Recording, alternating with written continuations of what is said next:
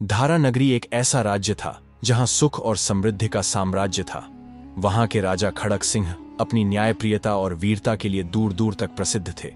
उनकी पत्नी रानी रूपवती न केवल अत्यंत सुंदर थीं, बल्कि पतिव्रता और धर्मपरायण भी थीं। उनके दो पुत्र रूप और बसंत उन्हीं की छत्रछाया में पल बढ़ रहे थे। राजमहल में सब कुछ ठीक चल रहा था, लेकिन एक दिन अचानक रानी रूपवती बीमार पड़ गईं। उनकी बीमारी से पूरे महल में उदासी छा गई। राजा खड़क सिंह ने दूर दूर से शाही वैद्यों को बुलवाया और हर प्रकार का उपचार करवाया, लेकिन कोई भी वैद्य उनकी बीमारी का कारण नहीं खोज सका। रानी की तबीयत में सुधार होने के बजाय उनकी हालत दिन ब दिन बिगड़ती गई। वह कमजोर होती गई और उनका चेहरा पीला पड़ने लगा। एक दिन रानी अपने कक्ष में लेटी हुई थी, जब उनकी नजर शाही बाग में एक पेड़ पर बने चिड़िया के घोंसले पर पड़ी। उसमें एक चिड़ा, एक चिड़िया और उनके दो नन्हे बच्चे रहते थे। यह देखकर रानी को थोड़ी शांति मिली और उन्होंने सोचा कि यह कितना सुंदर दृश्य है, एक छोटा सा परिवार जो साथ में खुशियां बांट रहा है।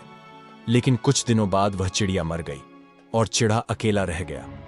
कुछ समय बाद वह एक नई चिड़िया को ले आया। रानी ने यह सब देखा और मन ही मन सोचा कि शायद जीवन का यही सत्य है, एक जीवन समाप्त होता है तो दूसरा शुरू हो जाता है।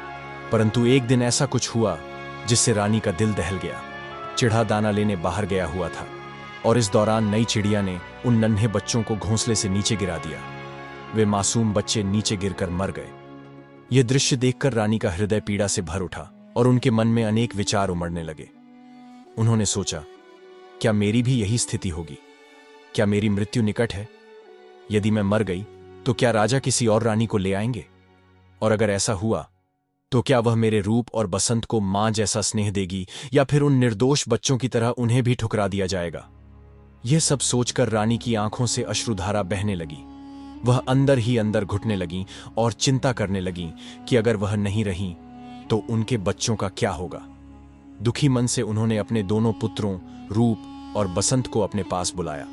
जब दोनों बच्चे मां के पास आए तो रानी ने उन्हें गले लगाया और उनके सिर पर हाथ फेरते हुए कहा, मेरे बच्चों, तुम दोनों मेरी जान हो।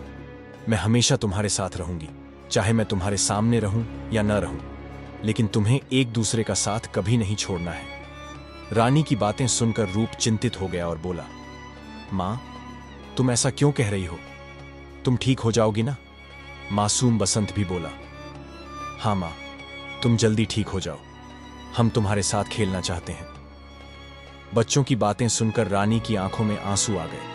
उन्होंने दर्द भरी मुस्कान के साथ कहा, हाँ मेरे बच्चों, मैं जल्दी ही ठीक हो जाऊंगी। फिर उन्होंने अपनी दासी को राजा को बुलाने के लिए भेजा।